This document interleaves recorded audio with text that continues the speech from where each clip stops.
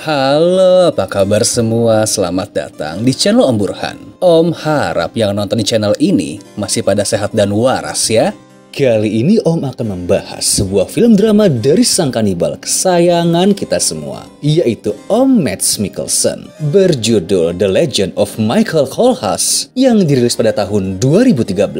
Di mana film ini diilhami dari sebuah kisah nyata yang juga pernah dibuat versi novelnya karangan Heinrich von Kleist, yakni tentang seseorang bernama Hans Kohlhaas, di mana dia adalah seorang pedagang kuda yang melakukan pemberontakan dan didasari oleh penyimpangan hukum penguasa setempat yang tidak adil. Kenapa bisa begitu? Ya udah, Om coba ceritain ya. Tapi sebelum itu, jangan lupa untuk subscribe dan tonton video ini sampai habis.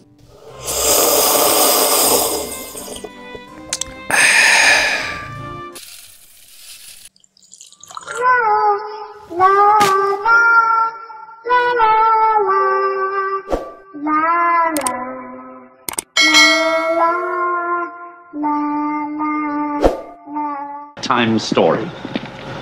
Are you sitting comfortably? Then I'll begin.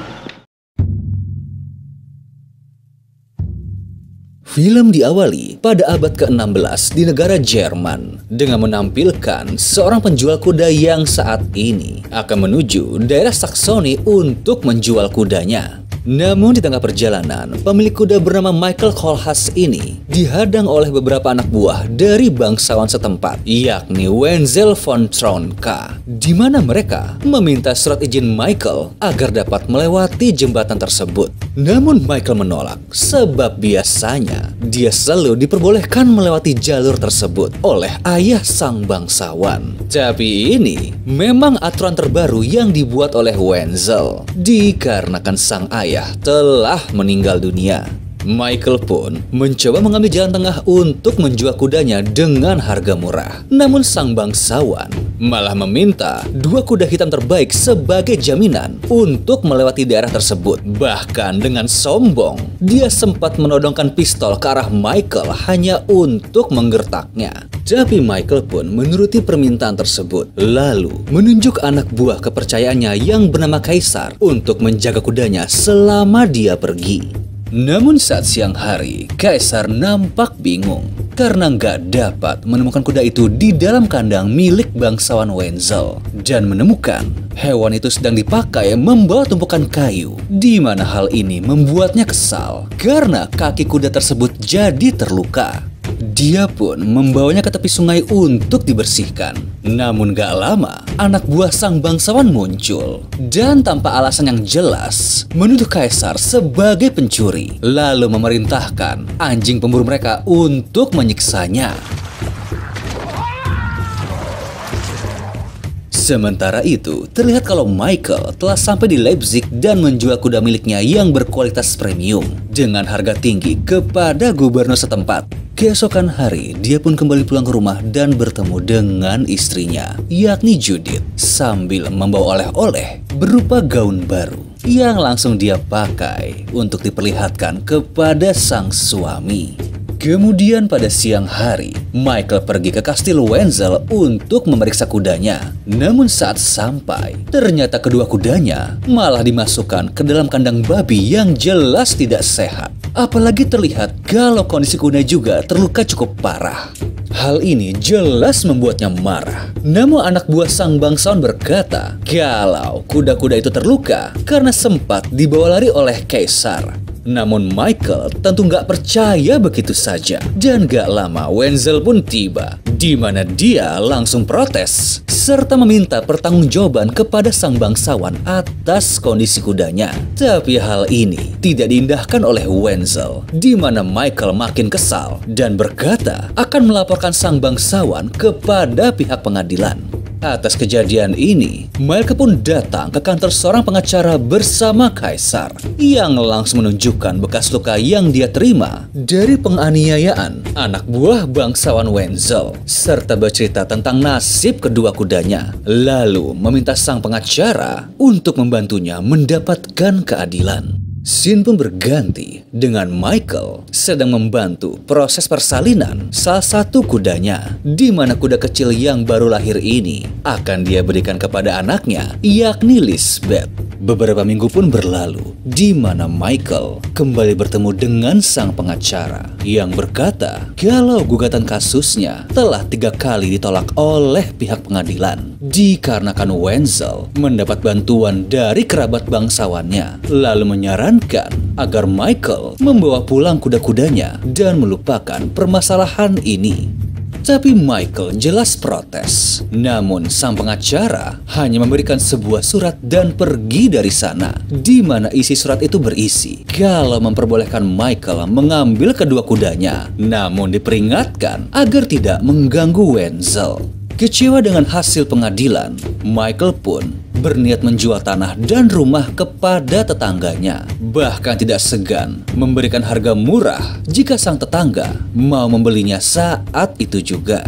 Saat akan istirahat bersama Judith, dia pun bercerita kalau mau melaporkan kasus ini kepada Putri Angoulême di kerajaan Navarre, di mana hal ini merupakan cara terakhirnya untuk mendapatkan keadilan. Namun Judith meminta Michael agar dia saja yang pergi melapor, karena menurutnya akan lebih mudah untuk berbicara kepada sang putri karena mereka sama-sama wanita.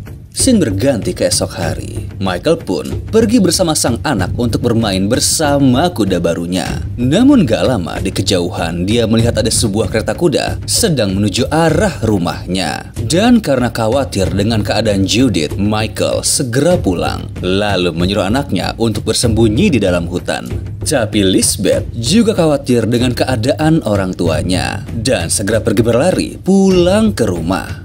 Dan benar saja, saat sampai di rumah, Michael menemukan Judith dalam keadaan sekarat yang diketahui baru saja pulang dari istana untuk meminta keadilan. Scene berganti dengan Michael sedang mempersiapkan pemakaman istrinya, di mana Lisbeth pun tak kuasa menahan sedih seraya memeluk ayahnya.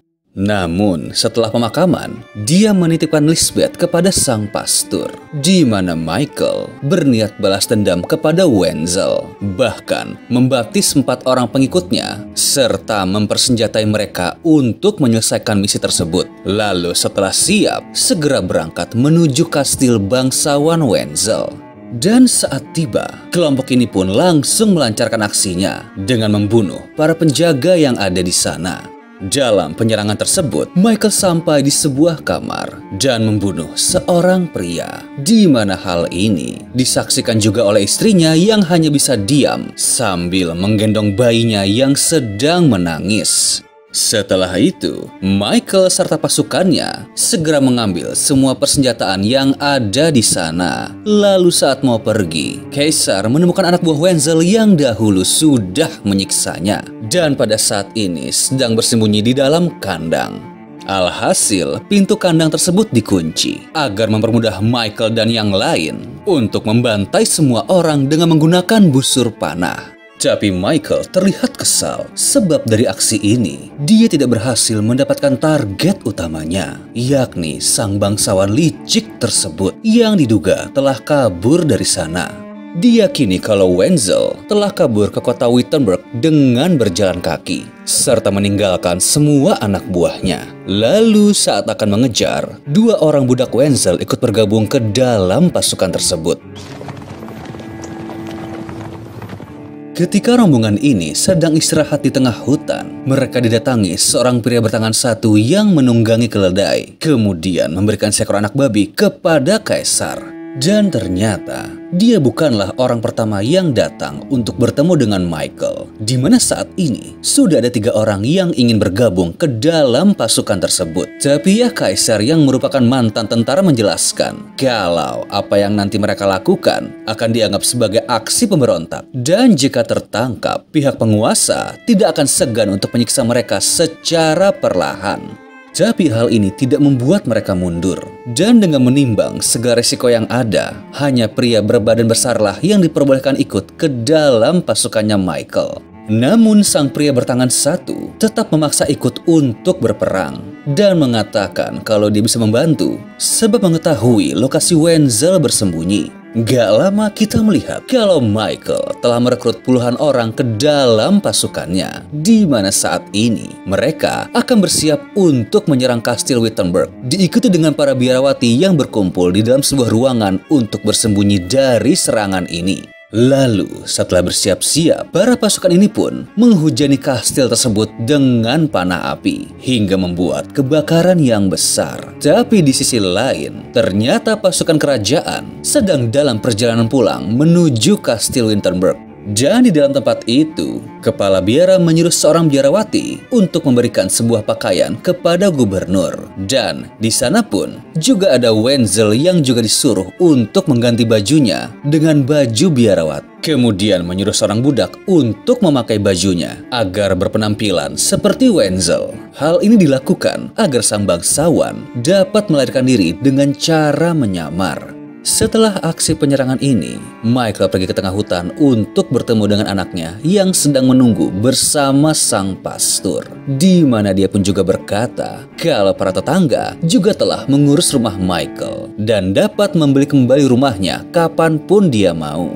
Gak lama seorang pria bernama Jeremy datang memberitahu Michael kalau Wenzel telah melarikan diri dari biara. Di mana kemudian saat tengah melintas, pasukan Michael pun bertemu rombongan anak buah Wenzel di area padang rumput. Alhasil, mereka pun langsung menyerbu rombongan itu dengan disaksikan oleh Michael dan Lisbeth dari atas bukit. Dapat kita lihat kalau penyerbuan ini berjalan sukses. Namun naas, saat Kaisar datang menghampiri Michael, dia langsung terjatuh dari kudanya. Ternyata, imbas penyerangan itu membuat 3 anak buah Michael terbunuh, di mana Kaisar yang merupakan anak buah kepercayaannya juga ikut menjadi korban. Lalu beberapa hari kemudian, terlihat kalau Wenzel sedang melintas bersama sang gubernur di lokasi pertempuran sebelumnya dan melihat kalau para anak buahnya telah terbantai. Lalu tahu kalau ini adalah perbuatan pasukan Michael. Namun saat ini, Michael dan pasukannya sedang bergerak menuju Kastil Navarre, di mana dia masih dalam misi untuk memburu Wenzel.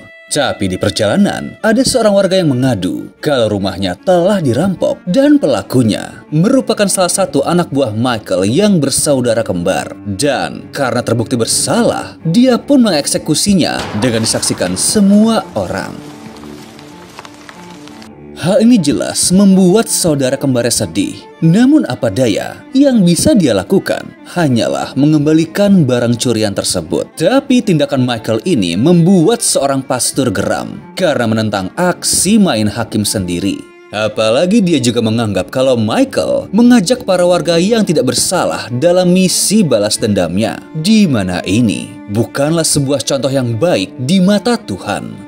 Karena Michael adalah seorang Kristiani yang taat, dia pun mendengarkan sang pastor berceramah yang berusaha memberi nasihat kalau apa yang dilakukannya dapat membuat dirinya dan semua orang berakhir di tiang gantungan. Dan saat di dalam barak, sang pastor meminta Michael menghentikan aksi pemberontakan ini yang dipercaya tidak sesuai dengan norma agama. Dikarenakan sebuah kemenangan tidak hanya dicapai dari sebuah kekuasaan, namun dari rasa ikhlas dan ketakwaan hati. Tapi Michael tetap nggak terima akan kematian Judith yang telah berjuang untuk keadilannya. Namun di satu sisi, dia pun setuju untuk menghentikan pemberontakan ini, asalkan Wenzel mau mengembalikan semua kudanya dalam keadaan sehat. Tapi sang pastor kembali menasehati apakah keputusan tersebut telah sesuai dengan hati nuraninya. Sebab saat ini Michael telah menjadi buronan kerajaan yang dapat mencelakakan orang terdekatnya. Lalu di saat akan pergi, sang pastor meminta Michael membuat sebuah pengakuan, yaitu dengan memaafkan semua orang yang telah menyakitinya dan mengikhlaskan diri terhadap hal yang mengganjal di dalam hati. Beberapa hari setelah itu, scene berganti dengan Jeremy sedang membacakan sebuah surat dari putri kerajaan yang berisi kalau Michael dan pasukannya harus berhenti melakukan pemberontakan, di mana kasus Wenzel juga akan diurus oleh pihak kerajaan. Namun di satu sisi, Michael pun juga harus menerima sistem peradilan atas semua kejahatannya. Setelah itu pun, dia segera mengumpulkan semua pasukannya dan mengumumkan kalau mereka telah berdamai dengan pihak kerajaan dan akan menghentikan aksi pemberontakan ini. Di mana para pasukannya pun segera berkumpul untuk menyerahkan senjatanya dan mendapatkan bayaran atas hasil kerja kerasnya. Suatu hari ketika Michael sedang mandi di rumah, dia didatangi pasukan kerajaan yang datang bersama Putri Angoleme. Terlihat kalau Lisbeth tidak menyukai kedatangan rombongan ini karena khawatir dengan keadaan ayahnya. Suasana pun menjadi sedikit tegang karena sang putri bercerita kalau dahulu dia tadinya tengah berada di dalam kota yang akan Michael serang. Di mana sang putri heran kenapa Michael memutuskan untuk menyerah. Sebab pada dasarnya jumlah pasukan pemberontak yang dia pimpin jauh lebih banyak dibandingkan para penjaga yang ada di istana. Namun Michael berkata kalau dia hanya ingin membalas dendam kepada Wenzel dan meminta keadilan atas kasusnya. Karena itulah saat ini Michael akan mendapat pengalaman dari prajurit kerajaan untuk menyelesaikan konfliknya selama menunggu persidangan. Kemudian sang putri pun pergi ke makam Judith untuk berdoa. Lalu berkata kalau Wenzel telah menemukan kuda Michael walaupun dalam keadaan yang buruk, di mana dia diizinkan untuk mengambil kembali kuda tersebut. Beberapa hari kemudian terlihat kalau Michael sedang mengurus kuda-kudanya. Dan gak lama dia mendapat kabar dari seorang prajurit kerajaan kalau mantan pasukannya telah membunuh 2 orang bangsawan serta membagikan harta hasil jarahannya kepada pihak warga miskin.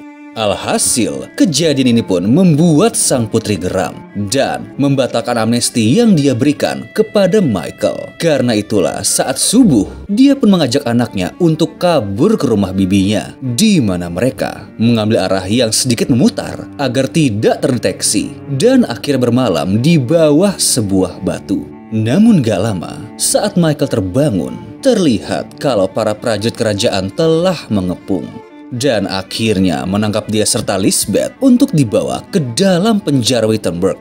Lalu saat sedang beristirahat, Michael berkata kalau dia berniat menitipkan Lisbeth di tangan bibinya. Namun sang anak menolak dan pada akhirnya dengan berat hati dia pun kembali dijaga oleh sang pastor. Beberapa hari kemudian, sang pastor dan Lisbeth pun mengunjungi Michael yang sudah mendekam di penjara. Lalu menceritakan kalau aksinya ini membuat banyak orang semakin taat kepada agamanya. Tapi di saat yang sama, jasa-jasanya akan terlupakan.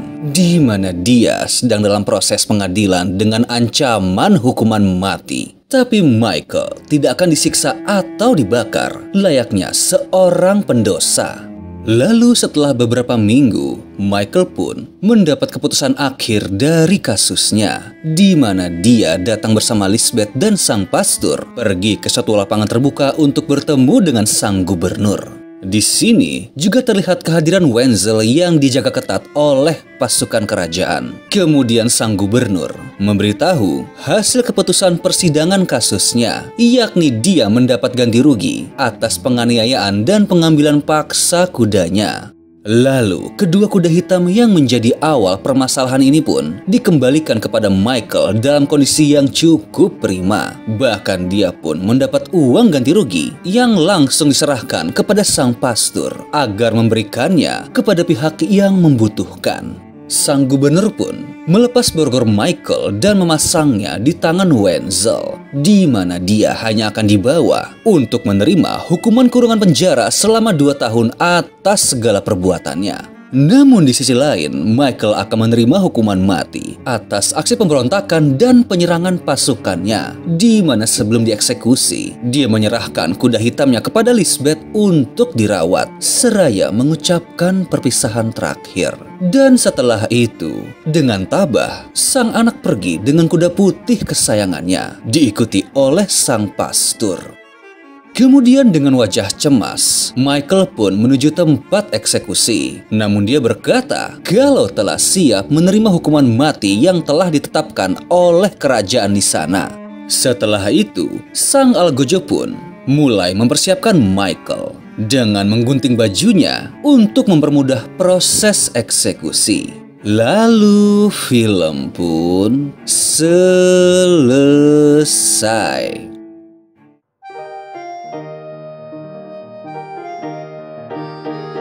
Gimana filmnya? Well, bisa dibilang kalau film yang dibuat oleh sutradara asal Prancis ini menyimpan beberapa pesan moral yang baik, yakni tentang sebuah kesabaran dan keikhlasan dalam menerima cobaan hidup yang berawal atas perbuatannya sendiri. Di mana film ini juga berhasil memenangkan penghargaan The Golden Iris dalam kompetisi Brussels Film Festival, serta pada bulan Januari 2014 masuk di dalam 6 nominasi dalam ajang Caesar Awards dan memenangkan 2 kategori. Oke deh, sekian dulu dari Om tentang film ini. Kalau kalian masih penasaran, monggo streaming langsung aja, dan bila terhibur, monggo subscribe atau komen di channel Om biar makin semangat lagi bikinnya. Thank you.